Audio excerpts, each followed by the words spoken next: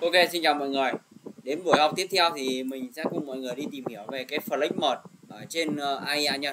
Nó sẽ biến đổi cái vật thể nó như thế này nha.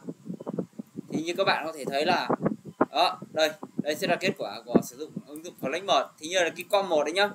Mình cho cái com 1 ra. Thì trong cái com 1 này đơn giản thôi. Nó chỉ giống như là hai cái bức ảnh mình cắt ở hai khung hình khác nhau thôi để cho nó xuất hiện như này nha. Ok nhá. Thì ở đây đó, mình trong com 1 thì mình chỉ cần làm lấy hai cái ảnh nó chuyển tiếp như này thôi, được chưa?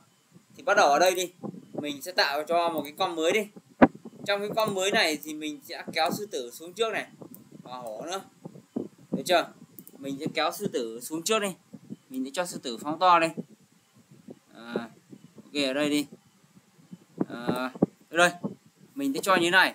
Nhưng mà mình tiếp theo thì mình sẽ sử dụng cái cây lai, được chưa?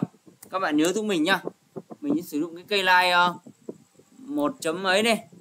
Khi đấy mình sẽ nhấp vào cái hình màu xanh này đi, thì lập tức là chúng ta sẽ nhấp vào đây. Ví dụ như ở đây đi, mọi người sẽ nhấp nó vào cái hình màu xanh này đi. Đây, thì lập tức là cái con sư tử này nó sẽ bị mất nha. Còn cái con hổ này tương tự vậy, hổ thì ta cũng dùng cây lai cho hổ nhá. Ta dùng cây lai cho hổ thì ta cũng nhấp đi, thì lập tức là hổ với lại sư tử sẽ bị mất nha.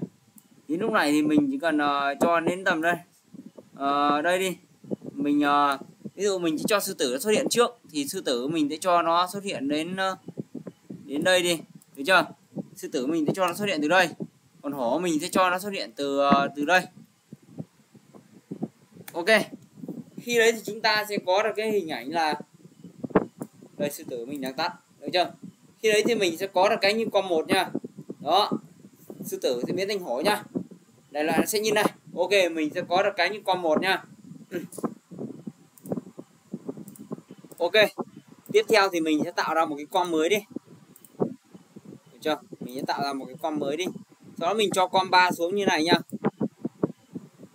Ở trong cái com 3 này thì ở trong trường hợp này thì đây thì mình sẽ vào cái hiệu ứng reflect đây,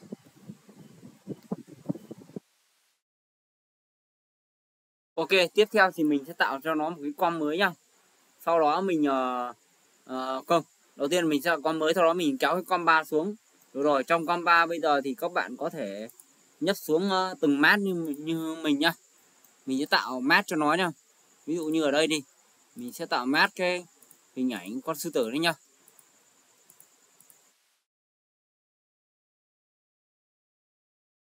Ok, đoạn tạo mát này thì mình sẽ tắt đi. Ok nha. Ở đây thì các bạn hiểu các mát của mình ấy là không chỉ là bo lại cái vật thể của con sư tử này nhá. Được chưa? Các bạn có thể thấy là cái mát của mình khi đó là mình sẽ bo đấy con sư tử này nha. Tiếp theo là mình sẽ chuyển đổi đến con ấy nhá. Mọi người nhớ giúp mình là tiếp theo là mình sẽ chuyển đổi đến con con hổ. Ok, tức là tiếp theo là chúng ta sẽ Ctrl A đi, mình Ctrl A và ấn phím M đi. Ở đây đi, ở M ở đây thì ví dụ như ở đây đi, mát, được chưa? Sau đó mình đến đây, mình đến tầm dây tiếp theo giáp danh đi, mình cũng sẽ sử dụng cái tương tự như cái com 2 đi. Cái com 2 này thì như các bạn có thể thấy là cái mát bát mình sẽ thay đổi từ dây số 1, dây số 1 đến dây số 5 thì đấy, được chưa? Thì ở bên này mình cũng sẽ cho nó tầm đến dây số 5, được chưa? Đến cái dây số 5 này bắt đầu là mình ở đây đi, ở đây thì mình sẽ di chuyển nó ra tầm đây đi, đến dây tầm đây, đến tầm dây này đi. Ok, đến tầm đây đi, tầm dây 4 rưỡi đi. Khi tầm dây 4 rưỡi rồi thì bắt đầu mình sẽ phải đi sửa tay nhá. Và các bạn sẽ phải chịu khó sửa tay thôi. Vì ở đây thì mình sẽ phải chịu khó sửa tay thôi. Vì không còn ở đây đi, ví dụ mình sửa cái layer đuôi trước của nó nhá. Mình sẽ sửa cái layer đuôi của nó trước này. Đó, mình khi đến đây thì chúng ta bắt buộc phải sửa tay thôi nha. Ở đây thì mình sẽ sửa trước hình con hổ này như này nhá. Đó, mình sẽ sửa thành như này.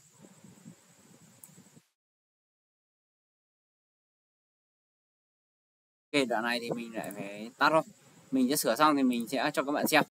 Ok, và đến cái giờ phút này thì mình đã làm xong được cái biến đổi cái max HPA cho con hổ này nhá. Khi đó thì các bạn có thể thấy là đó, cái hình của mình nó sẽ biến đổi như này nhá. Đó, cái max HPA, cái max pass ấy trong đây nó sẽ biến đổi hình như này nhá. Ok.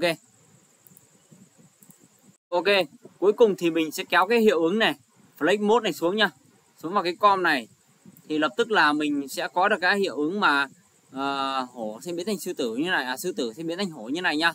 Ok, thì ở đây chúng ta dùng hiệu ứng flex mode nhá, chúng ta kéo xuống cho com 1, sau đó chúng ta cho nó xuống sa mạc như này nhá. Đó, thì ví dụ như ở đây mình thấy com 1 hơi to thì mình sẽ phóng nhỏ nó xuống, được chưa? Còn cái sa mạc này thì mình cũng sẽ phóng nhỏ nó xuống. Ok, mình sẽ phóng nó xuống tầm đây đi. Không, mình sẽ phóng nó rồi tầm xuống đến đây đi. Còn size được button này mình sẽ cho nó xuống đây. Ok chưa? Đó, khi đấy thì mình sẽ có được cái hiệu ứng nó sẽ biến đổi như này nha các bạn. Đó.